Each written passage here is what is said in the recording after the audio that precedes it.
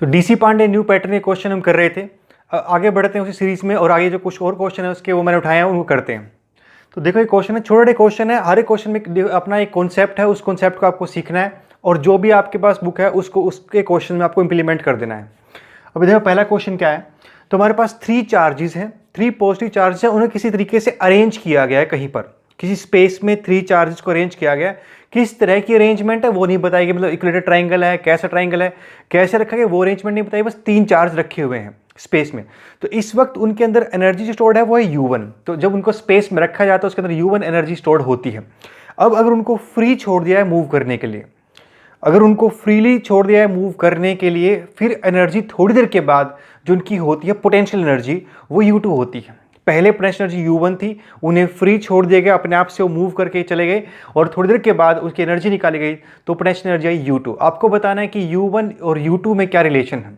अच्छा देखो, चार्ज का साइन जो मर्जी हो, यहाँ पे पॉजिटिव हो नेगेटिव जो मर्जी हो, कॉन्सेप्ट ये है कि चार्ज मूव उस तरफ करेगा जहां उसकी एनर्जी डिक्रीज करेगी, चाहे वो नेगेटिव हो, चाहे वो पॉजिटिव हो, चाहे वो पॉजिटिव नेगेटिव हो, उसका ओवरऑल मोशन उस तरफ होना है जिस तरफ उसकी एनर्जी डिक्रीज करती है, अगर उसे फ्रीली छोड़ दिया जाए तो यहाँ पर हमने उसको फ्रीली छोड़ दिया है। अब वो अगर अपनी मर्जी से जब भी जाएगा तो हमेशा लो एनर्जी की तरफ जाएगा। अगर स्पॉन्टेनियसली खुद से वो कहीं जाता है तो हमेशा लो एनर्जी की तरफ जाता है। जैसे अगर हम ग्रेविटी की बात करें, अगर मैं इसको छोड़ दूंगा तो ये हमेशा नीचे ही जाएगा, इसकी एनर्जी हमेशा क्या होगी, डिक्रीज ही करती है। तो उस कॉन्सेप्ट के बेस पर हम डायरेक्ट बोल सकते हैं कि U2 की वैल्यू U1 से छोटी आएगी, क्योंकि वो हमेशा कहा जाता है लो एनर्जी की तरफ मूव करता है। ठीक, ये था पहला क्वेश्चन। अब एक और क्वेश्चन है, सारे छोटे छोटे क्वेश्चन है, उसमें अपने अपने कॉन्सेप्ट हैं। अगला एक और क्वेश्चन है, एक हमारे पास कंडक्टिंग स्फीयर है, उसका रेडियस R है और उसकी पोटेंशियल V वोल्ट है। ठीक, एक हमारे पास कंडक्टिंग स्फीयर था, उस पर कोई चार्ज रहा होगा, उसकी रेडियस गिवन है कैपिटल R और उसका जो वोल्टेज है वो V वोल्ट है। आपको पता करना है field at distance small r जो कैपिटल R से बड़ा है, यानी कि उस स्फीयर के बाहर एक पॉइंट है स्मॉल r, वहां पर फील्ड पता करनी है। ठीक है, देखो अब इसमें जो ज़्यादा कॉन्सेप्ट हमारा फिजिक्स का कोई ऐसा नया कॉन्सेप्ट नहीं है, ये सिंपल मैथमेटिकल जो वैल्यूज़ हमारी हैं उसको एक्सचेंज करना है। फॉर्मूले दोनों जो हम जानते हैं वही वाले यूज़ होने हैं, सिर्फ एडजस्टमेंट करनी है। हमको पोटेंशियल का फॉर्मूला पता है KQ/R होता है, फील्ड का फॉर्मूला पता है KQ/R² होता है। अब देखो हमसे फील्ड पूछी गई है, तो अगर R डिस्टेंस से फील्ड पूछेंगे तो हमें फॉर्मूला पता है क्या होता है, KQ/R², स्मॉल r², जहाँ पे पूछेंगे वही वाला डिस्टेंस आता है। बस चार्ज नहीं पता है, तो चार्ज के लिए बाकी कंडीशन दी हुई है। तो सिंपल मैथमेटिक्स ही था, इसमें ज़्यादा कुछ फिजिक्स नहीं थी। तो अगर वोल्टेज वैल्यू को KQ/R लिखूँ और यहाँ से चार्ज को इन टर्म्स ऑफ वोल्टेज अगर हम निकाल लें और उसे फील्ड के फॉर्मूले पुट कर देते हैं, जो कितना होता है KQ/R², छोटा वाला R² आएगा यहाँ पे, वहाँ कैपिटल R आया क्योंकि वो पोटेंशियल उसकी सरफेस का था। बस छोटी चीज़ें हैं, वो तो क्वेश्चन में आपको सिंपल क्वेश्चन है, सोल्व हो जाएगा। ठीक, वहाँ से आप Q की वैल्यू रख दो, Q की वैल्यू मैंने रख दी यहाँ पे VR/K आ गया, K से K कट गया और ये हमारा आंसर आया VR/r²। तो ये क्वेश्चन हमारा जो डीसी पांडे बुक में था, ये सिंपल मैथमेटिकल फॉर्मूले के ऊपर बेस्ड था। ठीक, तो अब अगला क्वेश्चन एक और है, उसको देखो। इसको एक ही सीरीज़ के 2 क्वेश्चन, मतलब एक ही बेसिक जो स्टेटमेंट है उसी के ऊपर बेस्ड 2 क्वेश्चन है। तो पहला क्वेश्चन ये है कि एक हमारे पास स्फीयर है, कंडक्टिंग स्फीयर है, फिर से उसकी सरफेस चार्ज डेंसिटी सिग्मा है। सॉलिड कंडक्टिंग स्फीयर है, उसकी सरफेस चार्ज डेंसिटी सिग्मा है। ठीक, और उसके ऊपर उस चार्ज की वजह से फील्ड उसकी सरफेस पे वो कैपिटल E आती है और वोल्टेज कैपिटल V आता है। ठीक, कोई सरफेस चार्ज देते हैं उसको हम, तो वहाँ सिग्मा उसकी सरफेस चार्ज डेंसिटी हमने दे दी, उसके कारण उसके ऊपर इलेक्ट्रिक फील्ड E आ रही है और वोल्टेज V आ रहा है, ठीक उसके सरफेस के ऊपर। अब क्वेश्चन ये था कि अगर उसको रिड्यूस करके उसका रेडियस को हाफ कर दिया जाए, तो अगर रेडियस को रिड्यूस करके हाफ कर दिया जाए कीपिंग चार्ज कांस्टेंट, पहले पार्ट में ये था कि अगर चार्ज को कांस्टेंट रखते हुए उसका रेडियस घटा दिया जाए तो जो नई इलेक्ट्रिक फील्ड आएगी और जो नया पोटेंशियल आएगा उसका पुराने वाले से क्या रिलेशन होगा। नई इलेक्ट्रिक फील्ड अगर E' आ रही है, नया वोल्टेज अगर V' आ रहा है, तो वो कैसे रिलेट होता है पुराने वोल्टेज पुराने इलेक्ट्रिक फील्ड से। तो ये भी क्वेश्चन में ज़्यादा कोई कॉन्सेप्ट नहीं है हमारा, इसमें मैथमेटिकल फॉर्मूले को बस आगे पीछे करना है, उसी को सोल्व करना है, क्योंकि फॉर्मूले को जो है वो यूज़ वही करेंगे पहले वाले। तो E' निकालना है, E' का फॉर्मूला होता है KQ/R², और चार्ज उन्होंने कहा कि वो चेंज नहीं हुआ, कांस्टेंट है कैपिटल Q। तो सीधा सीधे किस पे डिपेंड कर गया, वो रेडियस पे डिपेंड कर गया, इनवर्सली उसके स्क्वायर पे डिपेंड कर गया। तो KQ/R², अगर वो हाफ हो गया तो इलेक्ट्रिक फील्ड डायरेक्ट क्या हो जाएगी, डबल, और ठीक उसी कॉन्सेप्ट से v डैश हमारा क्या हो जाएगा 2v। तो ये बहुत सिंपल क्वेश्चन था, इसमें सिंपल क्योंकि चार्ज कांस्टेंट दिया हुआ है तो हमें बाकी चीज़ें चिंता नहीं थी। जैसे हम के क्यू बाई आर लिखते हैं ना, तो के तो कांस्टेंट होता ही है, क्यू कांस्टेंट उन्होंने कह दिया कि उन्होंने इस तरीके से घटाया कि क्यू कांस्टेंट रखा गया, तो सारा खेल इस आर स्क्वायर का बच गया इलेक्ट्रिक फील्ड में। और इनवर्सली ऑन आर डिपेंड करता है वोल्टेज में, तो इसलिए वोल्टेज सिर्फ डबल हुआ और इलेक्ट्रिक फील्ड 4 टाइम्स हो गई। ठीक, अब इसी स्टेटमेंट के ऊपर बेस्ड एक दूसरा क्वेश्चन था, उसमें ये था कि अगर यही काम किया जाए सिग्मा कांस्टेंट रखते हुए, अगर उसकी सरफेस चार्ज डेंसिटी कांस्टेंट रखते हुए यही चीज की जाए, फिर क्या फर्क पड़ेगा इलेक्ट्रिक फील्ड पे और वोल्टेज पे। देखो, अगर आप उस केस में उसको छोटा कर देते हो और चार्ज को सेम रखते हो तो उसकी सिग्मा बढ़ जाएगी, सरफेस चार्ज डेंसिटी घट जाएगी, क्योंकि सिग्मा क्या होता है, चार्ज पर यूनिट एरिया। अब एरिया तो उसका डिक्रीज कर गया और चार्ज आपने सेम रखा तो सिग्मा इंक्रीज कर जाएगा। सेकंड पार्ट में उन्होंने कहा कि सिग्मा सेम रखना है लेकिन रेडियस तो घटाना ही है, यानी एरिया तो छोटा करना ही है, तो एक ही तरीका बचता है, चार्ज को घटाना पड़ेगा, चार्ज रिड्यूस करना पड़ेगा। ठीक, चार्ज रिड्यूस करना पड़ेगा, इस तरीके से सिग्मा सेम आए। कितना रिड्यूस करना पड़ेगा, जितने फैक्टर से एरिया घटता है उतने ही फैक्टर से अगर चार्ज घटता है तो ही सिग्मा सेम रहेगी, क्योंकि सिग्मा का फॉर्मूला हमारा चार्ज अपॉन एरिया होता है। तो एरिया हो गया रेडियस हाफ करने से 1/4, क्योंकि 4 पाई आर स्क्वायर होता है स्फीयर का एरिया। तो अगर एरिया 1/4 हो रहा है तो उस पर चार्ज भी क्या होगा, 1/4 हो जाएगा। यानी कि जो हमारा नया स्फीयर बना है सेकंड केस में, उसका चार्ज पहले वाले चार्ज से 1/4 है और एरिया भी क्या है, 1/4, यानी रेडियस हाफ है। तो उस कॉन्सेप्ट से अगर मैं ई डैश निकालूं तो ई डैश का फॉर्मूला बनता है K Q by R square. R का 4 फैक्टर आया कि वो 1/4 बन गया, वो 4 ऊपर चला गया, साथ में Q का 4 नीचे आया तो वैल्यू कितनी आ गई, सेम। जैसे अगर मैं करके दिखाऊं यहाँ पे तो फॉर्मूला बनेगा के Q की जगह पे Q/4 और R की जगह पे R/2 का होल स्क्वायर, कट गया, यानी के क्यू बाई आर स्क्वायर आ गया। सेम इलेक्ट्रिक फील्ड आ गई जो पहले थी, इसलिए इलेक्ट्रिक फील्ड क्या रहेगी, सेम। अच्छा, इसमें एक और कॉन्सेप्ट भी आप यूज कर सकते हो। इलेक्ट्रिक फील्ड अगर किसी कंडक्टर के आसपास आपसे कभी पूछी जाती है तो उसका डायरेक्ट फॉर्मूला होता है सिग्मा अपॉन एप्सिलॉन नॉट। किसी कंडक्टर के आसपास की बात है, अगर थोड़ा दूर जाओगे फिर अलग होती है, उसके आसपास करोगे तो सिग्मा अपॉन एप्सिलॉन नॉट होती है। तो सिग्मा सेम था, एप्सिलॉन नॉट कांस्टेंट होता है, तो इलेक्ट्रिक फील्ड क्या आएगी, सेम आएगी। वो कॉन्सेप्ट यहाँ भी यूज कर सकते थे आप। सिग्मा 1/4 हो गया है क्योंकि सिग्मा 4 टाइम्स हो गया है, क्योंकि चार्ज सेम है, एरिया 1/4 हो गया, तो इसलिए इलेक्ट्रिक फील्ड भी क्या होगी वहाँ पे 4 टाइम्स होगी। तो उस फॉर्मूले से डायरेक्ट लिख सकते हो आप इसको। हाँ, बात अगली वोल्टेज की, तो वोल्टेज में चार्ज 1/4 हुआ और चार्ज 1/4 हुआ, रेडियस हाफ हुआ, तो वहां से एक फैक्टर सिर्फ 2 का बचा, यानी v डैश हमारा v/2, यानी वोल्टेज हाफ हो गया और इलेक्ट्रिक फील्ड सेम बची अगर हमने surface charge density same maintain की रेडियस हाफ करते हुए। तो ठीक, ये भी छोटा क्वेश्चन था। अब एक और क्वेश्चन, ये भी अच्छा क्वेश्चन है, इसका अपना एक कॉन्सेप्ट है। देखो, इसमें क्या है कि एक हमारे पास इनर शेल है कैपिटल Q, उसके ऊपर चार्ज है, और एक आउटर शेल है कैपिटल 2Q, उसके ऊपर चार्ज है। इसका रेडियस R है, उसका रेडियस 2R है। अगर इसको देखो, क्वेश्चन समझ में आया, एक अंदर शेल है R रेडियस का, उस पर चार्ज कैपिटल Q है, उसके बाहर एक और शेल है हमारे पास, उसके ऊपर चार्ज 2Q है, उसका रेडियस भी 2R है। क्वेश्चन ये था कि अगर हम उसको कनेक्टिंग वायर से जोड़ दें दोनों स्फीयर को, तो कितना पोटेंशियल चेंज होगा आउटर स्फीयर का, कितना पोटेंशियल चेंज होगा। आप कर सकते हो, खुद ट्राई करो इसको भी, एक बार देखना, पोज करके ट्राई करना। अब देखोगे आपकी लगभग हम 30-35 क्वेश्चन कर चुके हैं, तो ये चीज़ रिपीट होनी शुरू हो जाएंगी, क्योंकि हर बुक में ऐसे ही होता है। शुरू में कुछ कॉन्सेप्ट आते हैं, फिर 2-4 मिक्स होते हैं और बाद में वो रिपीटेशन चालू हो जाती है। तो इसको भी आप, ये हमने पिछले क्लास में किया था इस टाइप का कॉन्सेप्ट, अब आप वो कर सकते हो। क्या कॉन्सेप्ट था मैं सोल्व कर रहा हूँ, अगर आपने ट्राई कर लिया हो तो। जब आप इसे कनेक्टिंग वायर से जोड़ोगे तो इसका अंदर वाला सारा चार्ज कहाँ चला जाएगा, बाहर, क्योंकि अंदर चार्ज फिर नहीं रह सकता। अगर अंदर चार्ज, क्योंकि चार्ज को कहाँ जाना होता है, हाई पोटेंशियल लो पोटेंशियल जाना होता है। अगर चार्ज अंदर बचता है, तो ये मैंने पहले एक वीडियो में प्रूव किया था आपको कि अगर अंदर चार्ज थोड़ा सा भी आएगा तो उसका पोटेंशियल बाहर वाले से हमेशा ज़्यादा आएगा। ये कॉन्सेप्ट हम यूज़ करते हैं, ये साइंस हम यूज़ करते हैं वेन डी ग्राफ जनरेटर को बनाने के लिए। तो इसका सारा चार्ज बाहर चला जाएगा अगर इसको एक वायर से जोड़ दोगे तो आप। तो अगर मैं पोटेंशियल लिखूं पहले और बाद में, अगर इनिशियल पोटेंशियल लिखा जाए तो कितना था, आउटर का लिखना है, सिर्फ अंदर वाले का नहीं देखना है, आउटर वाले का। तो के 2Q/2R बाहर वाले चार्ज की वजह से, प्लस के Q/2R अंदर वाले चार्ज की वजह से बाहर वाले पे। ठीक है, सोल्व करोगे 2 से 2 कट जाएगा, 3KQ/2R आ जाएगा।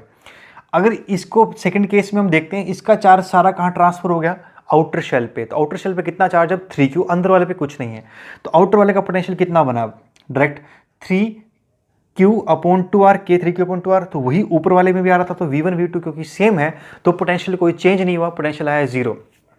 ठीक, तो पोटेंशियल चेंज नहीं हो रहा है। अब देखो इसमें कॉन्सेप्ट है थोड़ा, और इसको अगर आप साइंस को समझो, इसकी फिजिक्स को समझोगे तो बहुत कुछ समझ में आएगा, पता चलेगा और कुछ क्या क्या था इसमें। अगर ऐसे देखने में लग सकता है कि पोटेंशियल तो चेंज नहीं हुआ, उसका पोटेंशियल तो डिफरेंस जीरो आ रहा है। अगर पोटेंशियल चेंज नहीं हुआ फिर चार्ज फ्लो क्यों करा, क्योंकि उसका तो पोटेंशियल चेंज नहीं हुआ।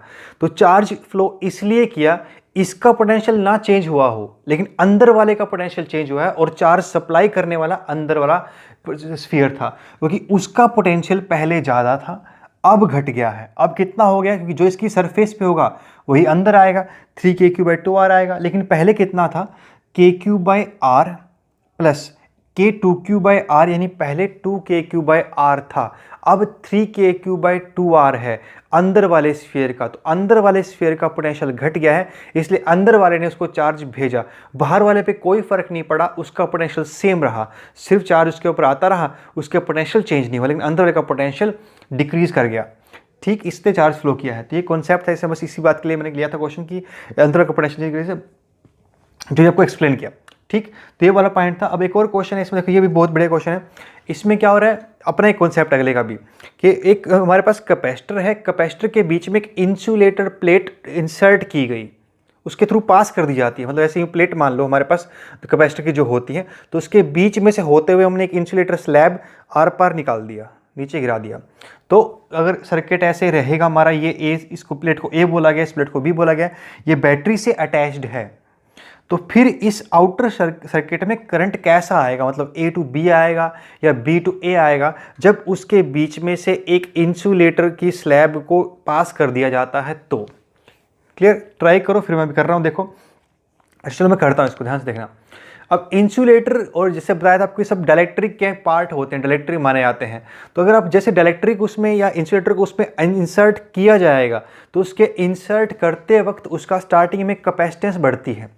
जब उसकी कैपेसिटेंस बढ़ेगी तो कैपेसिटेंस बढ़ने से क्या होता है, उसके ऊपर चार्ज की स्टोर करने की कैपेसिटी बढ़ जाएगी। बैटरी अब हमारे पास है जो चार्ज सप्लाई कर सकती है, अगर बैटरी ना होती फिर कुछ नहीं होना था, इसमें एज इट इज रहता, कोई करंट नहीं आता, लेकिन बैटरी है इसलिए कैपेसिटर बढ़ गया है, तो बैटरी इसको चार्ज देगी। तो इनिशियली जब वो उसके बीच में घुस रहा था तो उसकी कैपेसिटेंस बढ़ रही थी, कैपेसिटेंस बढ़ रही थी तो बैटरी को ज़्यादा चार्ज सप्लाई करना पड़ रहा था, और बैटरी से चार्ज ऊपर जा रहा था, यानी यहाँ से चार्ज वापस आएगा, ऐसे ऊपर जाएगा, तो करंट क्या हो जाएगा, फ्रॉम बी टू ए।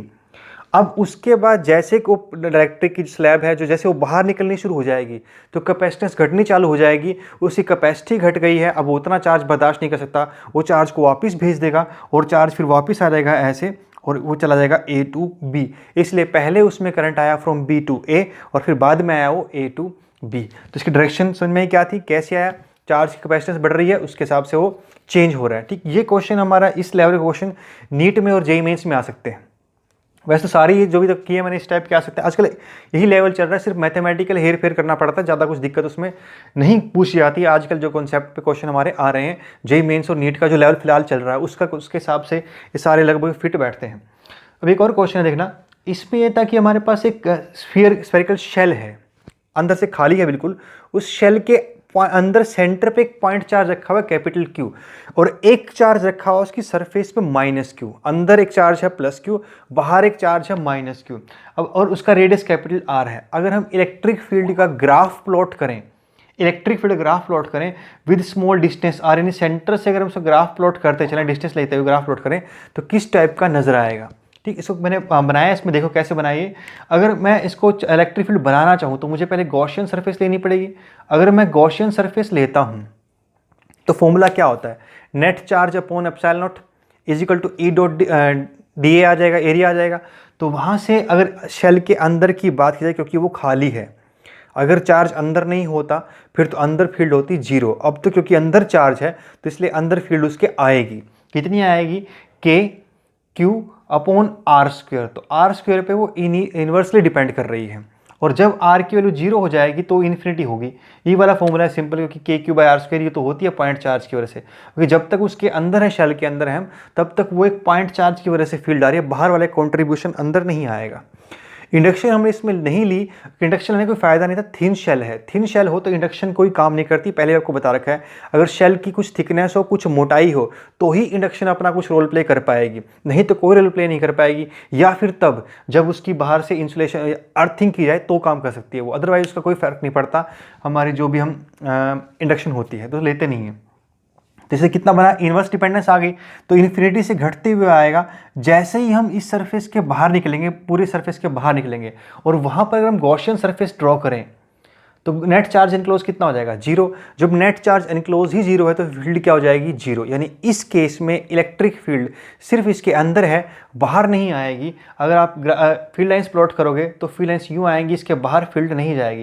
यानी जैसे ही आप कैपिटल आर पे पहुँचोगे एकदम फील्ड खत्म हो जाएगी, इसलिए ग्राफ यहीं तक गया, आगे खत्म हो गया। ठीक, ये था एक क्वेश्चन। अब अगला क्वेश्चन देखो, और बढ़िया क्वेश्चन है, ये भी हमारा जेईई मेंस और नीट लेवल का जो फिलहाल का पोर्शन चला उस पर आता है। इस बार क्या था कि जो हमारा कैपेसिटर है उसके बीच में एक ग्लास स्लैब इंसर्ट कर देगा, ग्लास इंसर्ट कर देगा पूरा, और ग्लास की रेजिस्टिविटी दी हुई है रो, मतलब डाइलेक्ट्रिक कांस्टेंट नहीं दिया उसका, उसकी रेजिस्टिविटी दी हुई है रो, तो उसको पूरा भर दिया गया। और वो किसी बैटरी से अटैच्ड है, वो बैटरी की वोल्टेज है V, यानी वो लगातार एक बैटरी से अटैच्ड है, उसमें ग्लास इंसर्ट कर दिया गया।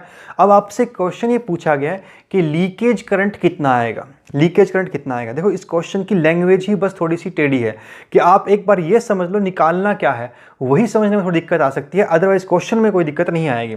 क्या निकालना समझते हैं, कॉन्सेप्ट क्या है उसको समझते हैं। देखो नॉर्मली क्या होता है, कैपेसिटर की जो दो प्लेट होती हैं उनमें आपस में कोई फिजिकल कॉन्टैक्ट नहीं होता, तो एक बार वो फुली चार्ज हो गए तो फिर वो नया चार्ज नहीं लेते हैं। ठीक, फुली चार्ज हो गए, उसका पोटेंशियल और बैटरी का पोटेंशियल सेम बन जाता है, फिर उनको नए चार्ज की जरूरत नहीं होती है, इसलिए चार्ज फ्लो रुक जाता है, उसमें से करंट पास नहीं करता है। ऐसे इस केस में हमने देखा था एक बार, जो करंट सिर्फ तब तक आएगा जब तक इसमें से पास कर रहा होगा, जब ये इससे बहुत दूर होगा तब भी करंट जीरो, पास करके दूर चलेगा फिर भी करंट जीरो। तो सिर्फ जब उसमें से जस्ट पास कर रहा होता है करंट से उतनी देर के लिए आता है। Clear point. तो यहाँ पर भी वैसे नॉर्मली तो क्या होता है, करंट नहीं आना चाहिए था, लेकिन इस बार उन्होंने ग्लास स्लैब से इंसर्ट कर दिया, और ग्लास स्लैब की इस बार कुछ रेजिस्टिविटी दी हुई है, मतलब रेजिस्टिविटी का ही मतलब होता है कुछ कंडक्टिविटी कुछ तो है, नहीं तो उसकी इनफाइनाइट वैल्यू बोली जाती रेजिस्टिविटी को, या पूरा इंसुलेटर बोला जाता है। आमतौर पे जो ग्लास होता है हमारा इंसुलेटर ही होता है, तो करंट वैसे भी बहुत ज़्यादा तो आने वाला नहीं है, बहुत कम ही आने वाला है, लेकिन फिर भी दिया है उन्होंने, वो पूछा ही उस लैंग्वेज में, उन्होंने चीज़ ही वही पूछी है कि कितना छोटा हो चाहे कितना भी छोटा हो, पर बताओ तो सही कितना आएगा, तो वो निकालना है। ठीक, तो एक तरीके से क्या हुआ है कि जो कैपेसिटर हमारा था ये परफेक्ट, अगर हम इसको वैसे समझें, मैथमेटिक्स के नज़र से समझें इसको, तो ये अगर इसकी प्लेट के बीच में कुछ ना रखो आप, तो ये परफेक्ट इंसुलेटर की तरह बिहेव करता है थोड़ी देर के बाद, यानी करंट बिल्कुल जीरो कर देगा।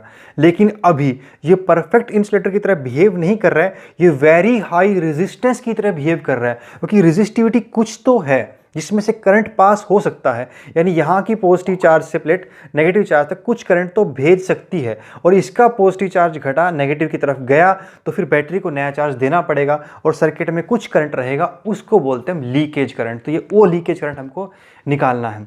तो करंट कितना है, मतलब अब इनडायरेक्टली बिहेव कैसे कर रहा है, वो एक रजिस्टर की तरह बिहेव कर रहा है। अगर वो रजिस्टर की तरह बिहेव करेगा तो फिर कंडीशन क्या लगेगी, ओम्स लगेगा। ओम्स क्या होता है, V = I × R। V उन्होंने हमको दिया, I उन्होंने हमसे पूछा, तो हमारा क्या रोल, क्या चीज़ बची है, हमारी सिर्फ R बची है। अगर हम उसकी रेजिस्टेंस निकाल लेते हैं तो हमारा काम हो जाएगा। रेजिस्टेंस का फॉर्मूला अब क्या होता है, ρL/A होता है। तो अगर मैं ρL/A फॉर्मूला यूज़ करूँ, L क्या होता है, जिसमें जितने डिस्टेंस में हमको करंट पास करवाना होता है, तो वो यहाँ पे D रोल प्ले कर रहा है, इसकी विड्थ जो है वो D का रोल प्ले करेगी। तो इसमें परेशानी ये है, आगे सारा वही मैथमेटिकल हेर फेर है। उन्होंने कैपेसिटेंस तो कही हुई थी C है, लेकिन L और A नहीं दिया हुआ था। उन्होंने कहा था C कैपेसिटेंस C है, लेकिन ये नहीं बताया L कितना है और A कितना है। तो जब हमको L और A बताया नहीं गया तो हमारा जवाब L और A की टर्म में हो नहीं सकता। हमें क्या करना पड़ेगा, उसको C की टर्म्स में लेके आना पड़ेगा। तो उसको C की टर्म में लेके आने के लिए आगे बस तिकड़मबाजी की गई है। कैसे, फॉर्मूला लगा दे ρL/A।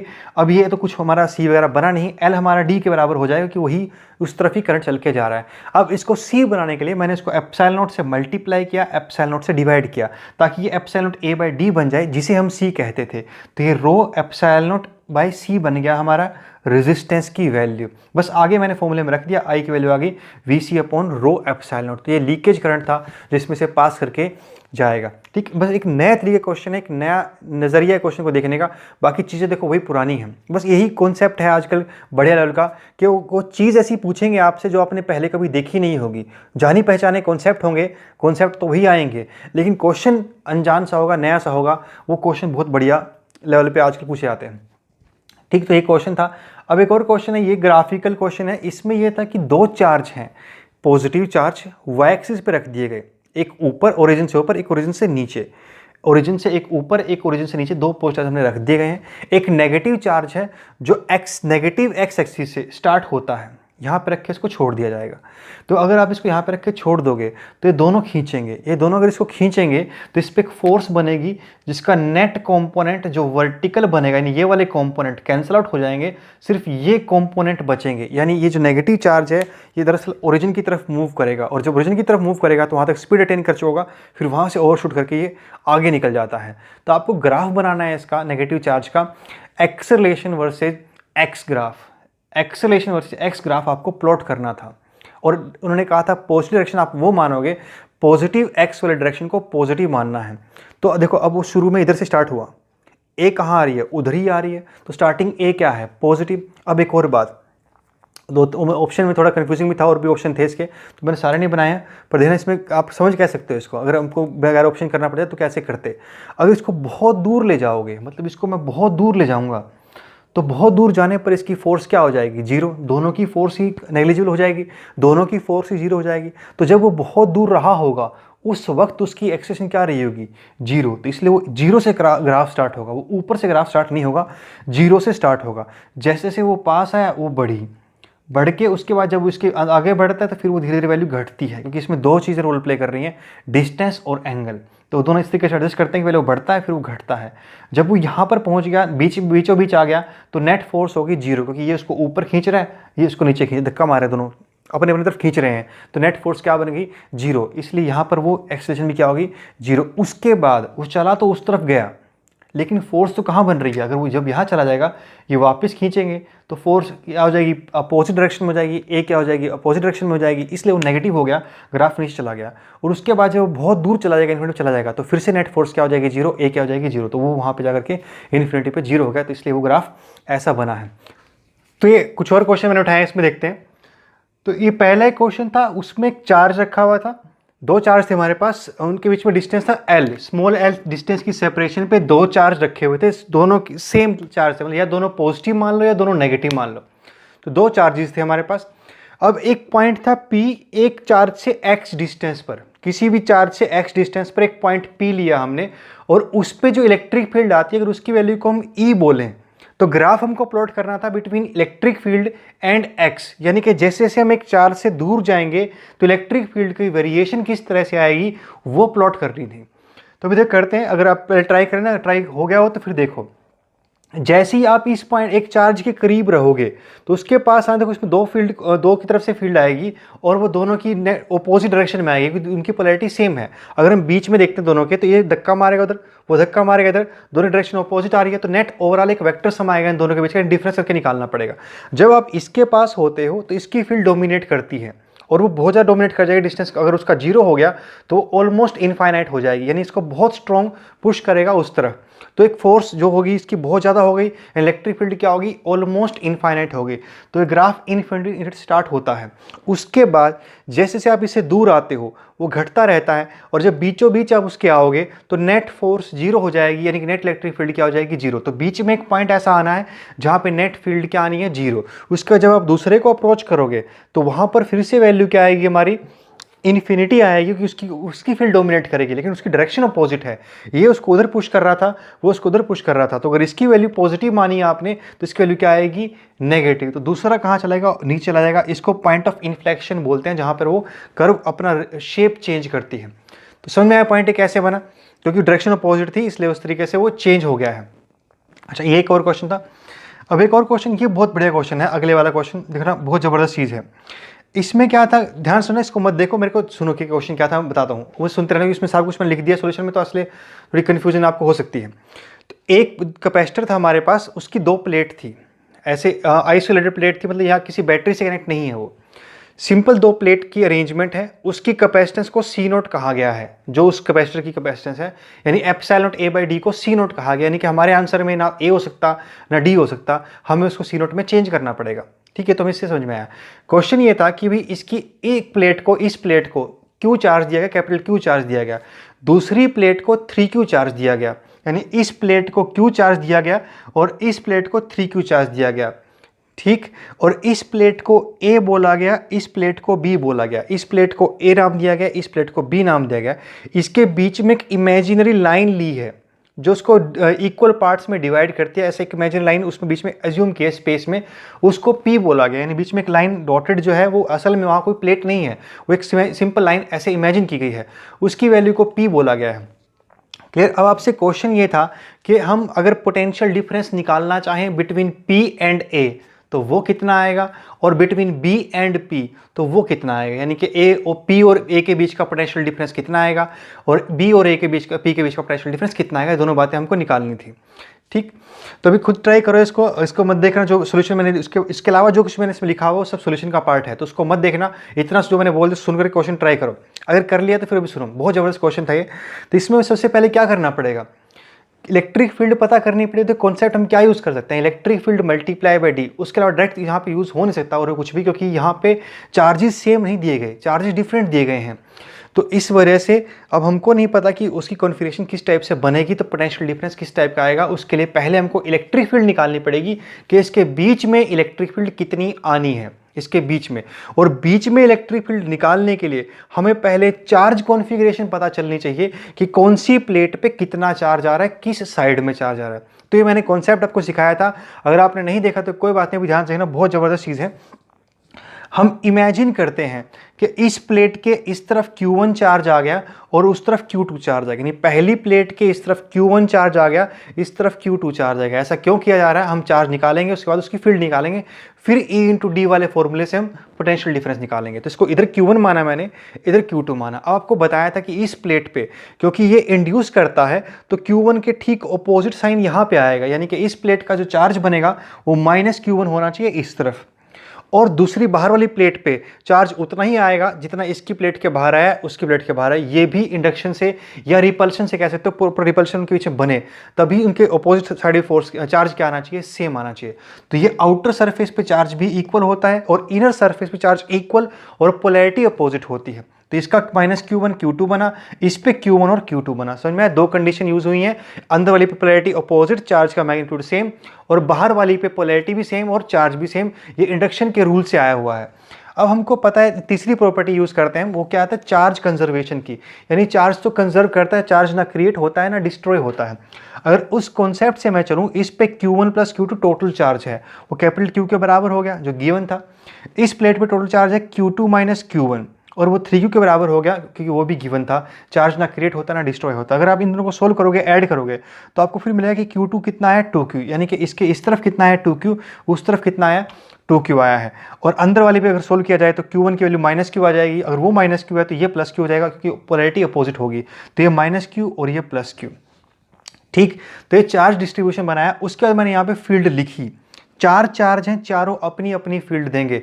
और आपको पहले भी कहा था प्लेट भले ही कंडक्टिंग हो, लेकिन जो कॉन्फ़िगरेशन बन रही है वो नॉन कंडक्टिंग ऐसी बन रही है, तो फॉर्मूला वही यूज़ होगा। तो इस -Q की वजह से σ/2 एप्सिलॉन फील्ड आएगी उस तरफ। सिग्मा कुछ बनेगा चार्ज अपॉन एरिया, तो वो मैंने सिग्मा ले लिया अभी। 2 क्यों आया, कि फॉर्मूला यही होता है, अगर एक साइड चार्ज हो तो σ/2 एप्सिलॉन आता है, और नेगेटिव है तो उस तरफ आया। ये पॉजिटिव है तो इसकी फील्ड भी कहाँ है, उधर σ/2 एप्सिलॉन। ये अब ये वाली फील्ड मैंने लिखी हुई है इस पॉजिटिव चार्ज की वजह से जो +2Q आया, क्योंकि ये 2Q है तो सिग्मा भी डबल हो जाएगा, तो 2 सिग्मा लिखा ऊपर, और डायरेक्शन इधर आई क्योंकि ये पॉजिटिव था। ये भी 2Q था तो इसकी डायरेक्शन अपोजिट उधर आ गई, तो 2 σ/2 एप्सिलॉन बन गया। तो ये नेट कैंसिल आउट हो गई, ऊपर वाली दोनों फील्ड, नेट नीचे वाली बची है, दोनों ऐड हो जाएंगी और ओवरऑल फील्ड बनेगी हमारी σ/ε0। ठीक, तो अब मैंने पोटेंशियल डिफरेंस जो लिखा है, सॉरी ये बनेगा B - VA बनेगा। अगर आप पोटेंशियल डिफरेंस B वाली प्लेट का A वाली प्लेट से लेते हो तो उसको हम पूरे डिस्टेंस डी से मल्टीप्लाई कर देंगे। V B minus V A, देखो V B minus V A क्यों लिखा, V A minus V B क्यों नहीं लिखा, क्योंकि इस वाली प्लेट पे पॉजिटिव चार्ज का पोटेंशियल हाई होना चाहिए, उसका पोटेंशियल लो होना चाहिए। तो इसलिए पोटेंशियल हाई पोटेंशियल से लो को माइनस करने के लिए मैंने इसको V B minus V A लिखा है। तो sigma upon epsilon naught into D, और ये V B minus V A बन गया। अब सिग्मा की वैल्यू पुट कर दी तो Q upon epsilon naught A into D बन गया, V B minus V A, sorry ये भी वी आएगा, ये सारे वी आएंगे। अब अगर इसका पोटेंशियल डिफरेंस देखें तो एप्सिलॉन ए बाई डी को क्या कह सकते हैं, सी नोट कह सकते हैं, क्योंकि उन्होंने उसको सी नोट कहा हुआ है। तो कितना पोटेंशियल डिफरेंस बना, क्यू बाई सी नोट, यानी इन दोनों के बीच में जो पोटेंशियल डिफरेंस बन रहा है क्यू बाई सी नोट बन रहा है। तो हमको पूछा था वी पी माइनस वी ए, यानी कि इसका इससे कितना डिफरेंस बनेगा। अगर आप उसका उससे डिफरेंस निकालना चाहते हो, देखो फील्ड तो वहाँ पूरे में सेम है, सिग्मा अपॉन एप्सिलॉन नोट है, लेकिन यहाँ से यहाँ तक का डिस्टेंस तो केवल डी बाई टू बनेगा ना, तो आपको D by two value put करनी पड़ेगी। अगर आप D by two value put करते हो तो सिग्मा की वैल्यू क्यू अपॉन ए पुट करते हो, तो ये नीचे एक एक्स्ट्रा फैक्टर 2 आ जाता है, यानी वी पी माइनस वी ए हमारा क्यू अपॉन 2 सी नोट बन जाएगा। तो ये एक बहुत बढ़िया क्वेश्चन था, इसमें एक साथ 2-3 कॉन्सेप्ट यूज हो रहे थे। मतलब ये उन क्वेश्चनों में से है जो जेईई मेंस के बढ़िया लेवल के क्वेश्चनों में माना जाएगा, ये और नीट के बढ़िया लेवल क्वेश्चन माना जाएगा। ठीक है भाई, ये था हमारे क्वेश्चन। अब एक और क्वेश्चन इसमें देखना, ये थोड़ा सीधा है, वही मैथमेटिकल वैल्यूज़ के ऊपर बेस्ड आपको क्वेश्चन को इधर उधर करके आंसर निकालना है। क्या है इस क्वेश्चन में कि हमारे पास एक शेल है, थिन शेल है, उसका रेडियस 2r है और उसका वोल्टेज V है। मतलब एक शेल हमारे पास 2r रेडियस का, उसको V वोल्ट से चार्ज किया गया। एक और शेल हमारे पास R रेडियस का, कैपिटल R रेडियस का, उसको V/2 से चार्ज किया गया, यानी इसका वोल्टेज V/2 है, इसका वोल्टेज V है, उसका रेडियस R है, इसका रेडियस 2r है। अब क्वेश्चन में ये था कि उस छोटे वाले को उठा करके इसके बीच वाले के अगर अंदर रख दिया जाए, अगर छोटे वाले को उठा करके बीच वाले के अंदर रख दिया जाए तो दोनों के का इतना पोटेंशियल डिफरेंस बनेगा। देखो अभी तो कितना बन रहा है, V/2 बन रहा है, इसका V और इसका V/2, कितना पोटेंशियल डिफरेंस बन रहा है, V/2। जब ये दोनों बाहर बाहर रखे हुए हैं तो अगर उसके अंदर उठा के रख देंगे, फिर अंदर वाले में और बाहर वाले में कितना पोटेंशियल डिफरेंस आएगा वो आपको बताना था। अगर पोटेंशियल डिफरेंस देखो घट गया है, ये पोटेंशियल डिफरेंस अगर बढ़ जाए उसके बीच में तो कुछ एनर्जी क्रिएट होगी, घट गया है तो एनर्जी डिक्रीज की होगी, मतलब खुद से स्पॉन्टेनियस प्रोसेस हो रहा होगा, मतलब हीट वगैरह रिलीज हो जाएगी। तो अभी क्वेश्चन में देखो क्या कैसे कर सकते हैं हम इसको उठा करके हमने यहाँ पे रख दिया। सबसे पहले पोटेंशियल निकालने के लिए क्या करना पड़ेगा, चार्ज निकालना पड़ेगा। पहले खुद ट्राई कर लो इसको, अगर ट्राई हो गया तो बढ़िया, नहीं तो फिर मुझे देखो। तो इसको चार्ज निकाल लो, कितना आएगा, वी वोल्टेज का फॉर्मूला क्या होता है, के क्यू अपॉन आर, तो के क्यू अपॉन 2r मान लिया मैंने ऊपर वाले को, तो ये 2r v बाई के आ जाएगा, तो 2r v बाई के आ गया इसका पोटेंशियल चार्ज। ऐसे ही अंदर वाले का आ गया आर वी अपॉन 2 के आ गया, तो मैंने चार्ज लिख दिया उसी के टर्म में जो टर्म में वो क्वेश्चन स्टेटमेंट गिवन थी। अब मैंने निकाला कि पोटेंशियल इनसाइड वाले पे कितना बनेगा इसका, तो वो लिख दिया मैंने के क्यू की वैल्यू मैंने आर वी अपॉन 2 के पुट की अपॉन आर, क्योंकि इसके अंदर वाले आर पुट होगा। अब आर के से आर के कट गया, ये वी बाई 2 आया, प्लस बाहर वाले का के, उसका चार्ज 2r/v बाई के अपॉन उसका डिस्टेंस जो 2r है वो रख दिया, तो 2r से 2r कट गया, के से के कट गया, यानी कि v प्लस वी बाई 2 आ गया अंदर वाले का पोटेंशियल। अब बाहर वाले का पोटेंशियल लिखते हैं, बाहर वाले का पोटेंशियल सेम उसी तरीके से अंदर वाले की वजह से के क्यू लिखा r/v अपॉन 2 के, और डिस्टेंस बाहर वाला पुट होगी, बाहर वाला निकाल रहे हैं तो कितना आ जाएगा, वो 2r आ जाएगा, प्लस सेम उसी तरीके से निकाला तो ये v बन गया। अब डिफरेंस निकालना था, मैंने इसको अलग से पहले ऐड किया नहीं, डायरेक्ट निकाल दिया। देखो ये सेम बन रहा है ना, तो ये फैक्टर तो कट जाएगा, ये फैक्टर बन रहा है हमारा v/2, ये फैक्टर बन रहा है हमारा v/4, तो v/2 माइनस v/4 यानी v/4, तो पोटेंशियल डिफरेंस कितना आ रहा है, v/4। तो इनके बीच पोटेंशियल डिफरेंस उसके इंसर्ट करने के बाद कितना बनेगा, v/4। पहले कितना था, v/2 था। तो ये कुछ और क्वेश्चन थे जो मैंने किए थे, अब इसमें ऑलमोस्ट 50% हो गया है, बाकी अगले लेक्चर में हम धीरे धीरे से कंप्लीट कर देंगे।